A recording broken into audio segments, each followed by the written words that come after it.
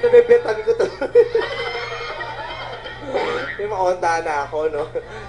At saka si Bentin lang to, no? Pangit naman ganito, suot ko nakaposas ako. Diba? Okay. Kayo na ba ni Myrtle? Sa totoo? Hindi pa po. Binasted ka? Nung una po. Yung pangalawa? Wala po. Pero sabi kasi ni Myrtle, nung kinausap siya ni Kuya, parang sinabi niya, parang confused pa siya. Diba? Ito, sinabi niya rito eh. Kinausap siya ni Kuya. Hindi ko naman po mapipilit yung sarili ko na sabihin na may feelings ako. And hindi ko naman masasabi na hindi kasi unsure po ako. So, unsure siya. Kayo si Myrtle? Si Myrtle ka? Unsure daw si Myrtle. Confused daw siya.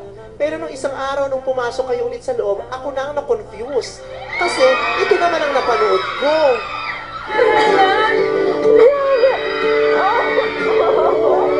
Yung pinaka-na-miss ko po, si Yves, kuya. So, yan yung confused na.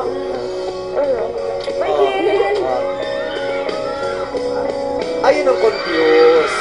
Confused yung bata. Oh, na-confused na naman. Gano'n. Ayun. So, gano'n na pala ang confused ngayon. Diba? Kota ka sa yapos tsaka sa halik. Paano pa kaya kung sure siya? Ano kayang naganap kung sure na sure kayo? Kasi puro confused pa eh.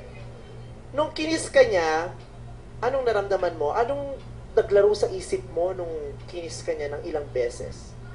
Hindi, syempre po, ano. Kasi parang na-feel ko na na-miss niya ako sa loob ng bahay. Na nawala na ako doon. Oh. Kinis ka niya, parang nabigyan ka ng pag-asa. Parang ka napalapit sa Meralco. May liwanag ang buhay. Bigla ka naman nun. Hindi lang po. Pero syempre, yun po. Sino unang kumis? Ikaw o siya? Ako po.